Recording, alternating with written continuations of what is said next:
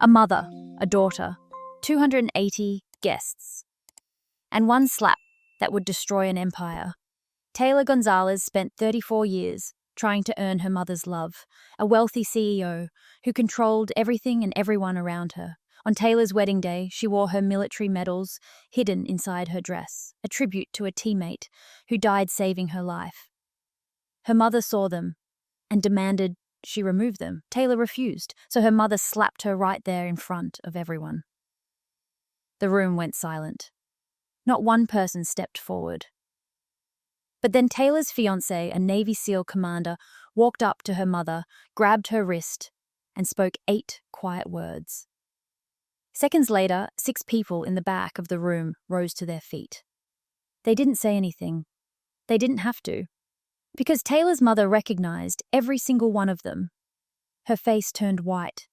We received this story directly from Taylor, and what she told us next will shock you. This is her story in her own words. My name is Taylor Gonzalez. I'm 34 years old, a military veteran who served 8 years before transitioning to a quieter life as a logistics coordinator. And until recently, I believed that some daughters are simply meant to be small, to take up as little space as possible in their mothers' lives. I was wrong. But it took me 3 decades to understand that. Growing up as the only child of a powerful CEO mother taught me one fundamental truth. Early survival meant compliance. My mother never hit me. She never screamed or threw things. What she did was far more subtle and in many ways far more damaging. She managed me the way she managed her company, with efficiency, strategy, and an unwavering focus on public image. Praise came, but only in front of others. My daughter is so accomplished, she would say at dinner parties, her hand resting on my shoulder, like I was a trophy she had polished for display. In private, that warmth evaporated. Affection was rare and always conditional, offered only when I didn't inconvenience her schedule, her plans, or her carefully constructed image. I learned to read her moods the way other children learn to read books. I learned that asking for attention was a burden. I learned that needing her was an inconvenience. One memory still visits me at night. My high school graduation. I was 18 years old, wearing a cap and gown, clutching my honor roll certificate, scanning the crowd for my mother's face. She arrived late 40 minutes into the ceremony and found me backstage. She didn't apologize. She didn't ask how I felt. She positioned me against a neutral background, smiled for exactly 3 photographs, checked her phone, and told me she had a board meeting across town. She left before my name was called. I walked across that stage, accepted my diploma, and smiled for the official photographer. No one in the audience was there for me. That night, I sat alone in my childhood bedroom and made a decision I didn't fully understand. At the time, I would find a place where I mattered, for what I did not, whose daughter I was. The military gave me that. I didn't enlist to rebel against my mother. That would have required a confrontation I wasn't brave enough to have. I enlisted because I needed structure that wasn't about her. I needed to be judged by competence, not connections. For the first time in my life, no one cared who my mother was. No one cared about her company or her influence. They cared whether I could do my job, whether I could be trusted, whether I would show up for my team. And I did. I showed up every single day. The military gave me something else too, something I never expected. It gave me brothers and sisters who would die for me, and one who actually did. His name was Marcus. He was 26 years old, had a crooked smile and a terrible sense of humor, and he saved our entire unit during an ambush that should have killed us all. The last thing he said to me was, "Stay low, Gonzalez." Then he drew fire away from our position, and he didn't come back. I carry a medal for that day, not because I'm proud. There's no pride in surviving when someone else didn't. I carry it because Marcus deserves to be remembered, because his sacrifice deserves to exist somewhere outside of official reports and folded flags. That medal isn't decoration. It's a debt I can never repay. My mother never asked about it. Whenever my military service came up, her discomfort was palpable.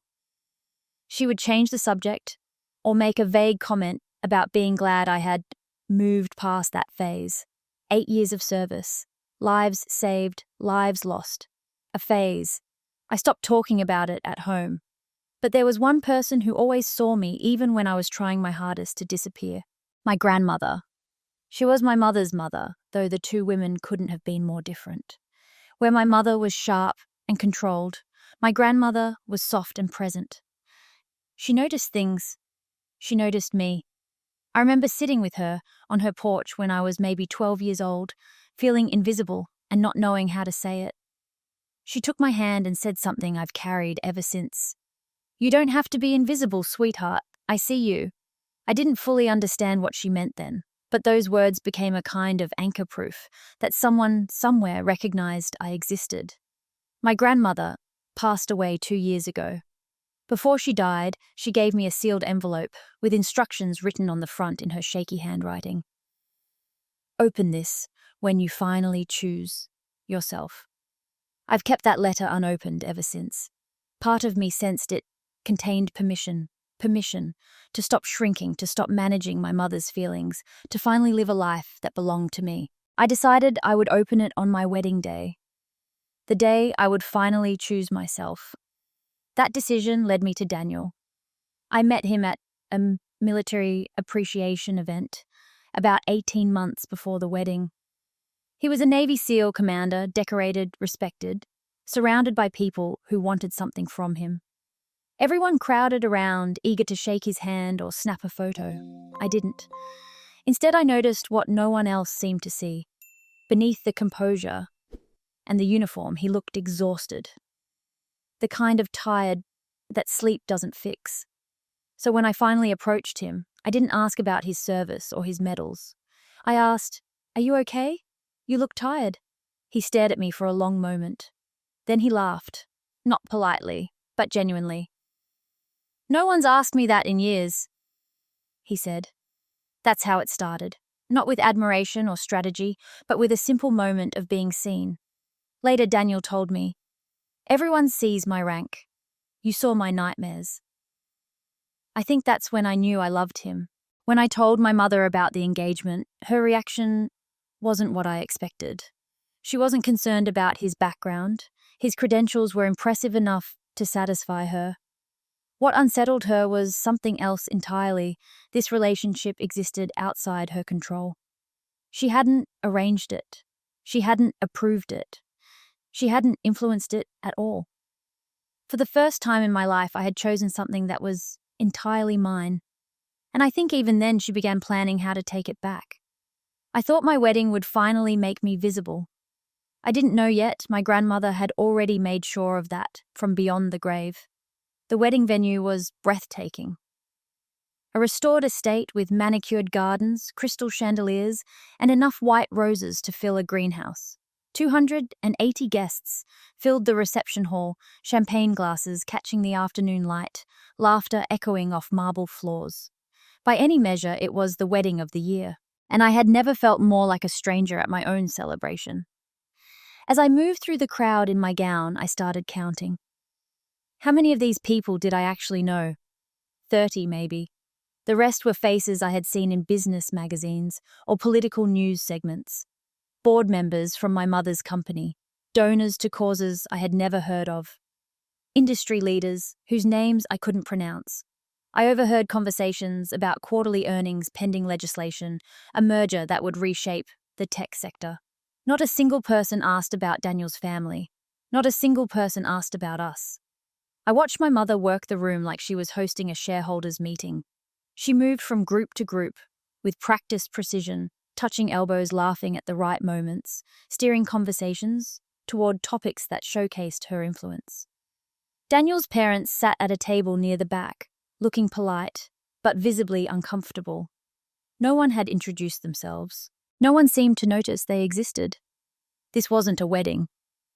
It was a networking event with vows. I felt the familiar guilt rise in my chest. My mother had paid for everything. The venue, the catering, the flowers that probably cost more than my car. How could I complain? How could I feel anything but grateful? But standing there in that beautiful room surrounded by strangers who saw me only as an extension of my mother's brand, I understood something clearly for the first time. Gratitude and autonomy were at war inside me. And gratitude had been winning for 34 years. The battle lines became visible during the final dress fitting, 3 days before the ceremony.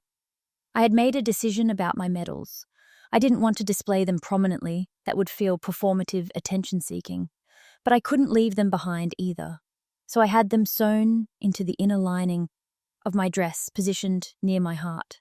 They would be invisible to everyone else, visible only when I moved a certain way. A private tribute. A way of carrying Marcus with me on the most important day of my life. My mother noticed immediately.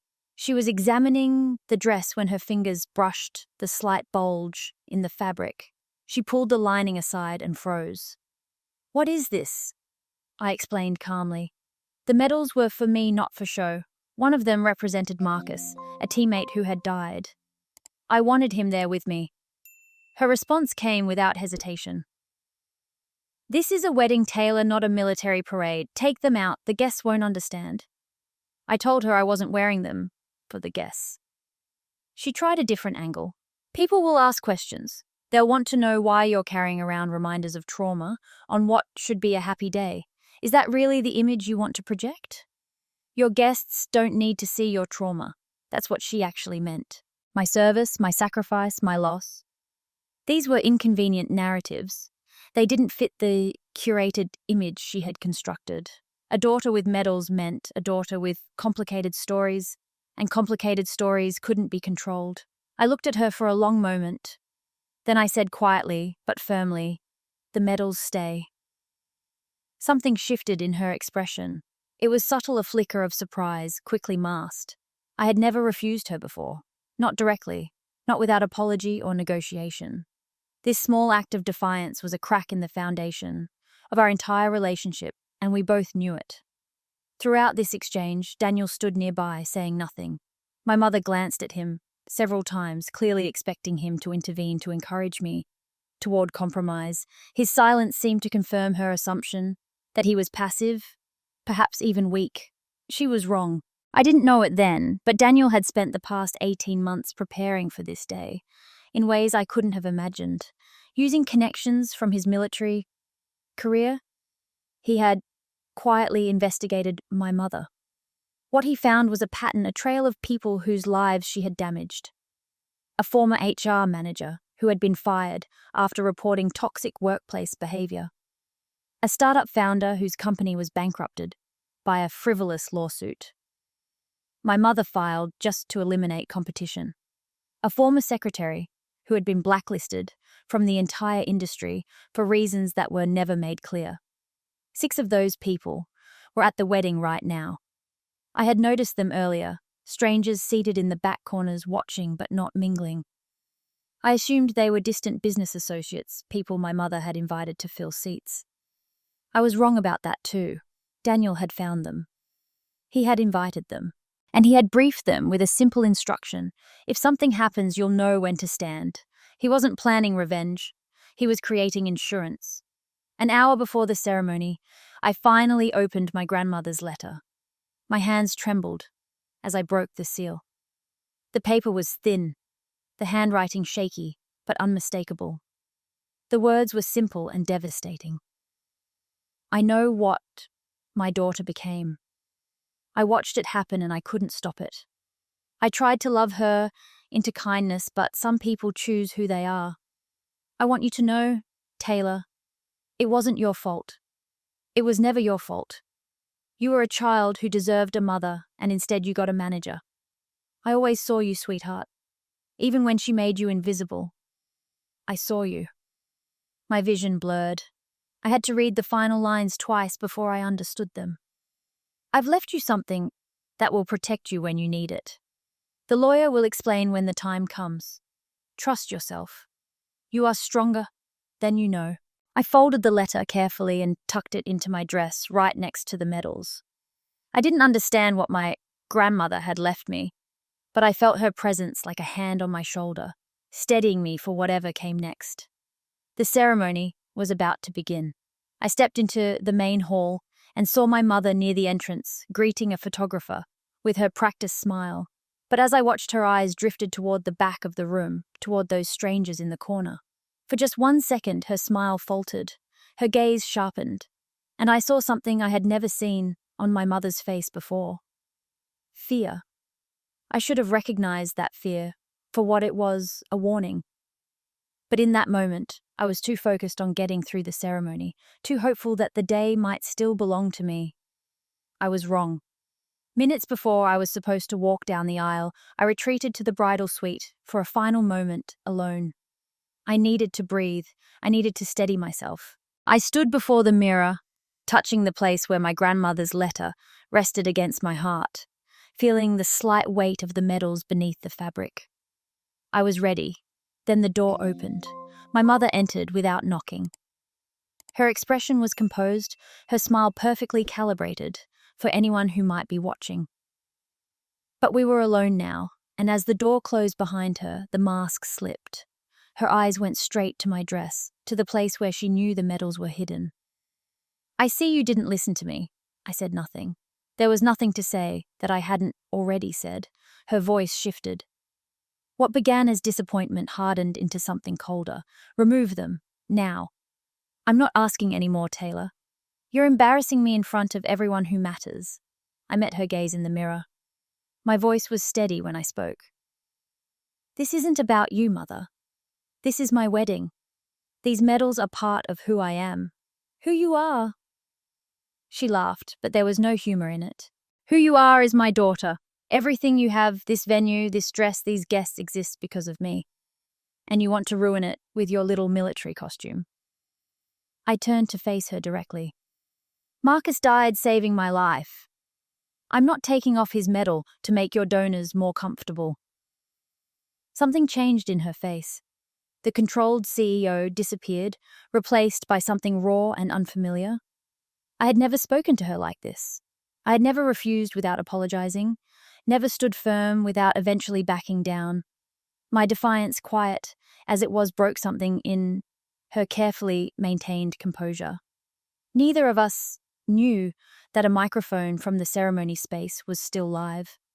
The audio technician had left it on during setup, and now fragments of our conversation were carrying through the speakers into the main hall. 280 guests could hear my mother's voice rising in anger. They could hear me refusing to yield. Later I would learn that people shifted uncomfortably in their seats, exchanging glances, pretending they couldn't make out the words. The exposure had already begun. My mother took a step toward me. Her voice dropped to something between a hiss and a whisper. "You will take those medals off, or I will—" "You'll what?" The question hung between us. I had never interrupted her before. I had never challenged her so directly. 34 years of compliance, of shrinking, of absorbing her criticism in silence, and now on the day she had designed to showcase her success, her own daughter was refusing to cooperate. She couldn't tolerate it. The slap came fast. Not calculated, not theatrical, instinctive. Her palm connected with my cheek before I could register what was happening. The sound was sharp, sudden, and impossibly loud. Because of the microphone, every single guest in that hall heard it. Silence followed. The kind of silence that has weight that presses against your chest and makes it hard to breathe. I stood completely still. My cheek burned, but the physical pain was distant, almost irrelevant. What I felt instead was clarity, a strange crystalline understanding of everything I had spent my life trying not to see. In that moment, time seemed to slow. I watched my mother's expression shift from rage to realization. Her hand was still raised. Her eyes widened as the magnitude of her mistake registered. She had lost control. She had lost it publicly, and she couldn't take it back. But what wounded me more than the slap was what happened in the silence that followed. No one came. Through the partially open door, I could see into the main hall. Guests sat frozen in their seats. Some looked at their shoes. Others whispered behind their hands. A few actually stood and walked toward the exits, not to help, but to avoid being associated with what they had just witnessed. Not one person intervened. Not one person said this is wrong. I understood then that my mother's power had never been just about wealth or status. It was about silence. It was about the complicity of everyone who benefited from looking away. These people, her donors, her board members, her carefully curated network had probably witnessed versions of her cruelty before. They had chosen comfort over conscience. They had chosen access over integrity. And they were choosing it again right now, while I stood in my wedding dress, with my mother's handprint burning on my face. I didn't cry. I didn't apologize. I didn't run. I stood absolutely still and let the silence speak for itself.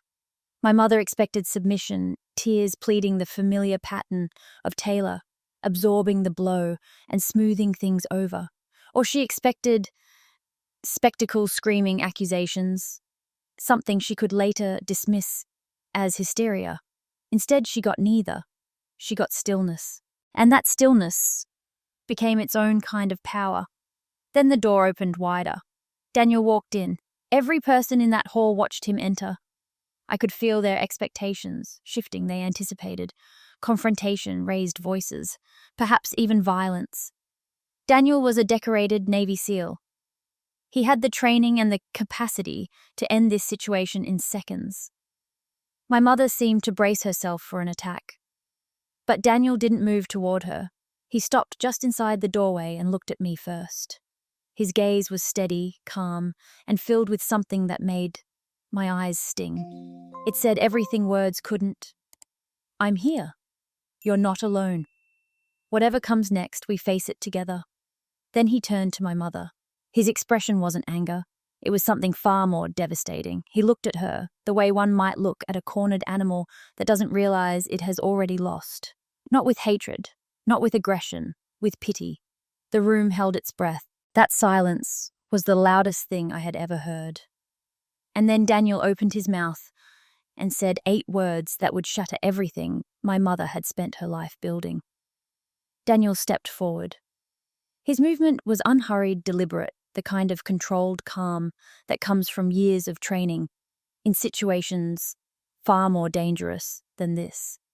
He reached out and took my mother's wrist, not aggressively, not violently, firmly, the way you might stop someone from walking off the edge of a cliff they couldn't see. My mother tried to pull away, but his grip held. Her eyes widened, not from pain but from the unfamiliar experience of being physically restrained. People didn't touch her without permission. People didn't hold her in place. Daniel leaned in close. When he spoke, his voice was quiet, barely above a whisper. The words were meant for her ears, but I was close enough to hear them. Your victims are here. They remember everything. 8 words. That was all it took. The color drained from my mother's face. I watched it happen, watched the blood retreat from her cheeks, watched her confident posture collapse inward, watched her eyes dart frantically around the room as the meaning of those words registered. She was searching, scanning the crowd, looking for something or someone. For the first time in my memory, my mother looked small. Then it began. In the back of the room, a woman stood up. She was perhaps 50 years old, professionally dressed, her expression unreadable. She didn't speak. She didn't move forward. She simply rose from her seat and stood there, looking directly at my mother. A few seats away, a man did the same. Then another woman. Then 2 more people near the far wall. 6 strangers. 6 people I didn't recognize. One by one, they rose to their feet in complete silence. My mother's hand flew to her throat. She recognized them. I could see it in her face, the dawning horror of understanding exactly who these people were. Daniel's voice was soft beside me. Former employees, former partners, people she destroyed. I found them, Taylor. I invited them. I stared at him, unable to process what he was telling me. For 18 months, while I had been planning a wedding and hoping for my mother's approval, Daniel had been conducting his own quiet investigation. He had tracked down the people my mother had hurt, the careers she had ended, the lives she had damaged, the voices she had silenced, and he had brought them here, not to attack, not to accuse, simply to witness. The HR manager my mother had fired after the woman reported a hostile work environment. The startup founder whose company had been bankrupted by a frivolous intellectual property lawsuit my mother filed simply to eliminate competition. The assistant who had been blacklisted from the entire industry because she knew too much about how my mother operated. These weren't an angry mob. They weren't here for revenge. They were witnesses. Their silence was their testimony. By standing, they were saying what words couldn't. We see you. We remember. And now everyone else sees too. The room understood. I could feel the shift in energy, the realization spreading through the crowd that this wasn't just one woman's grievance against her mother. This was a pattern of cruelty and control that extended far beyond family dynamics. My mother hadn't just managed me. She had managed everyone, and some of those people had finally been given a chance to be seen. Something broke open inside me. Not anger, something cleaner than that. Something like clarity. I walked to the microphone. My hands weren't shaking. My voice, when it came, was steady. I'm not going to stand here and list accusations, I said. That's not why I'm speaking. The room was silent. Every eye was on me. My grandmother left me a letter before she died. I opened it today, for the first time. There's one line I want to share with you. I paused. My voice caught slightly, but I pushed through. She wrote that she knew what her daughter became. She watched it happen.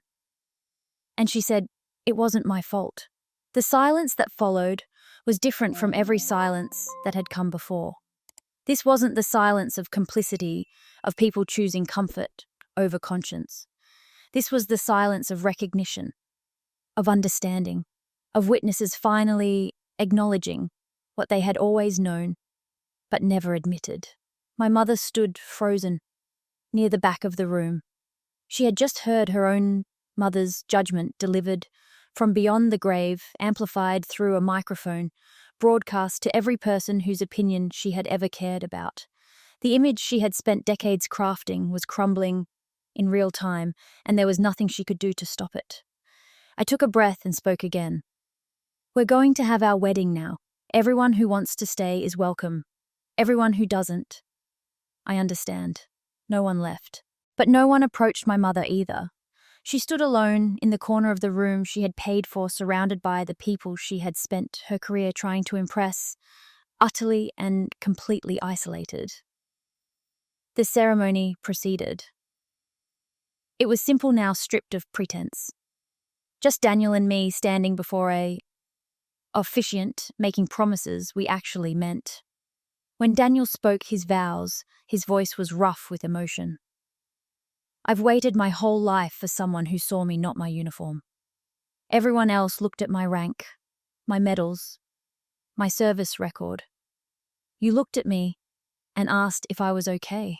He took my hands. You didn't save me because I'm strong, Taylor. You saved me because you're kind. And I will spend the rest of my life making sure you never feel invisible again. I said my vows, through tears, the good kind finally. Throughout the ceremony, I was aware of my mother in my peripheral vision. She hadn't left. She stood in the margins, watching her face a mask I couldn't read. She didn't know how to lose. She didn't know how to walk away from a room where she wasn't the center of attention. But for once, no one was looking at her. For once, she was the one who was invisible. The wedding continued, but I noticed my mother didn't leave. She stood in the corner watching, waiting, as if she still believed she could regain control. She had no idea that the final blow was still coming, and it would arrive from someone who was already dead. After the ceremony ended, and the last guests departed, I did something that surprised everyone who knew me. I did nothing. No angry phone calls, no public statements, no family meetings to hash out what had happened. I simply withdrew from my mother's life completely. Daniel and I left for our honeymoon, and when we returned, I didn't reach out. I didn't respond to her messages. I didn't smooth things over or explain her behavior to concerned relatives. For the first time in 34 years, I stopped performing the invisible labor that had defined my entire relationship with my mother. I had spent my whole life being the buffer between her and consequences. When she offended someone, I apologized on her behalf. When she damaged a relationship, I repaired it quietly. When her cruelty became visible, I helped make it invisible again. That work stopped the day I closed the door on my wedding reception. Without my silent compliance, my mother's behavior became visible in ways it never had been before. The 280 people who witnessed the slap talked to other people. The 6 witnesses Daniel had gathered began sharing their stories, not to journalists or media outlets, just to colleagues, friends, industry contacts.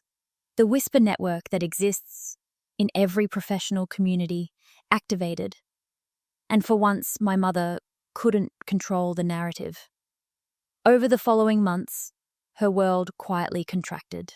Invitations to exclusive events stopped arriving. Board members became unavailable for meetings, citing scheduling conflicts that never resolved. A major partnership deal she had been cultivating for years fell through with vague explanations about strategic realignment. No scandal broke. No lawsuit was filed.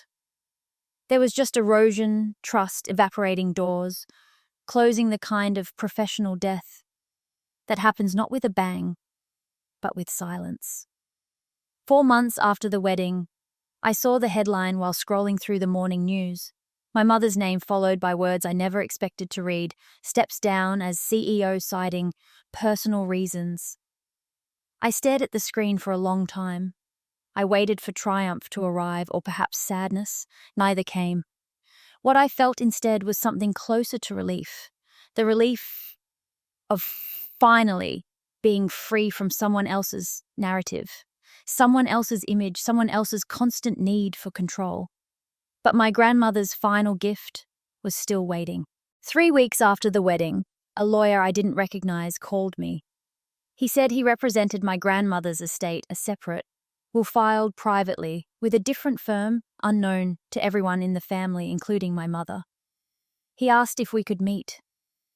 What he revealed changed everything. My grandmother had left me 15% of my mother's company. 15% enough for a seat on the board if I wanted it.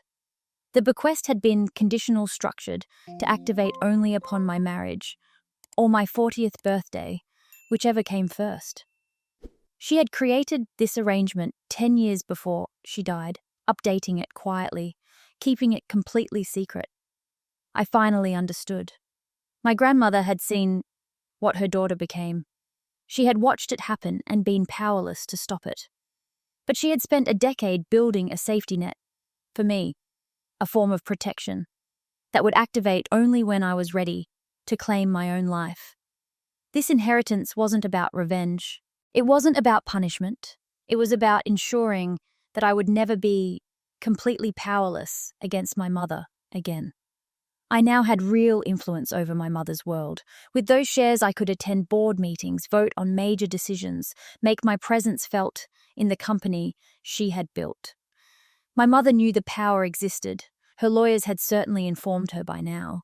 She was living with the knowledge that her own daughter held a significant stake in everything she had created. But I chose not to use it. The shares sat in trust untouched. I attended no meetings. I made no moves. I let the uncertainty speak for itself. One night, Daniel asked me, "Do you ever think about using those shares?" I considered the question carefully. "No," I said. "Living well is enough. But she'll spend every day wondering if I will." 6 months after the wedding, my mother appeared at our door. I barely recognized her. She looked smaller somehow, diminished, in ways that had nothing to do with physical size. The armor of wealth and status that had always surrounded her seemed thinner, more fragile.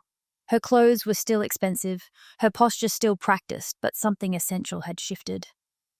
"I need to talk," she said. I studied her for a long moment.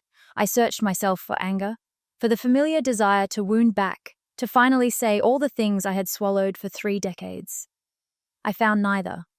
What I found instead was a quiet certainty, the knowledge that I no longer needed anything from her.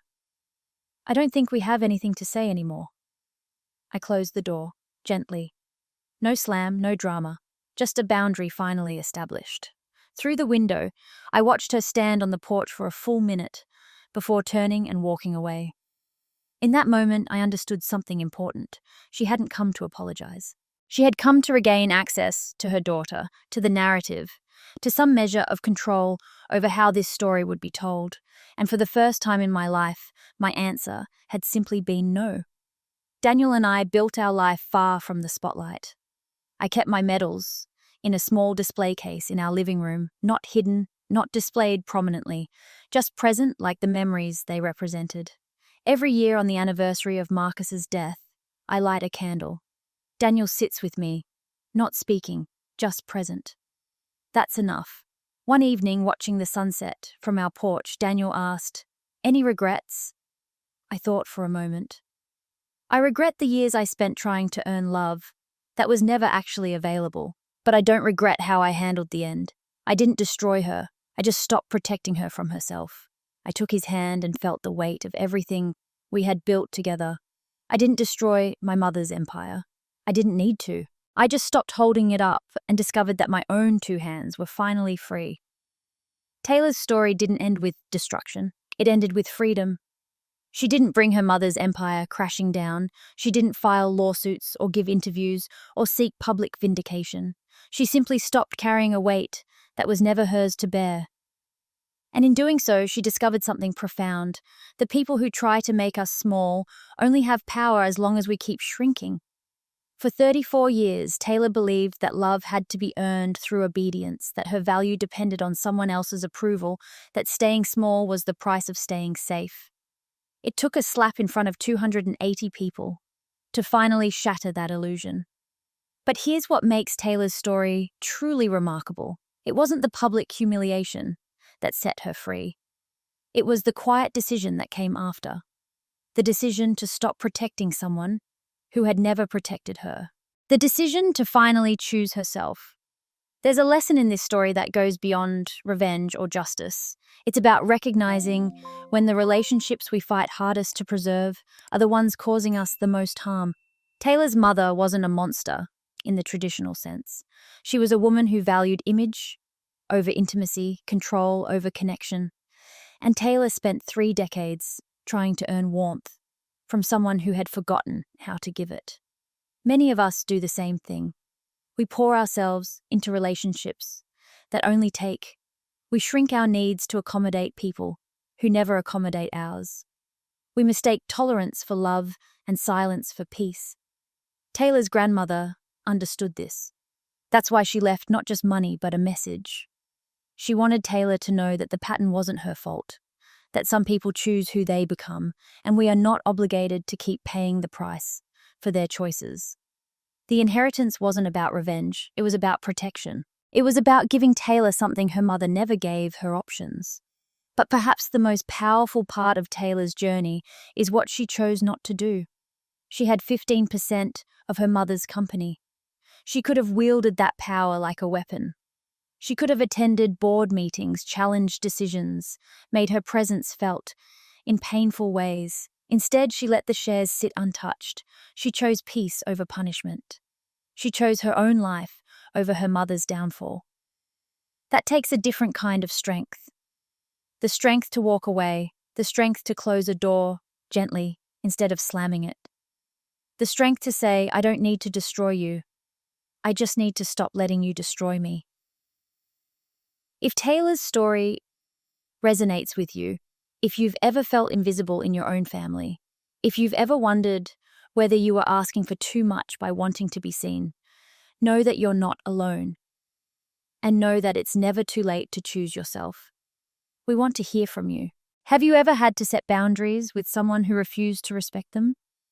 Have you ever walked away from a relationship that was slowly making you smaller? Share your story in the comments below.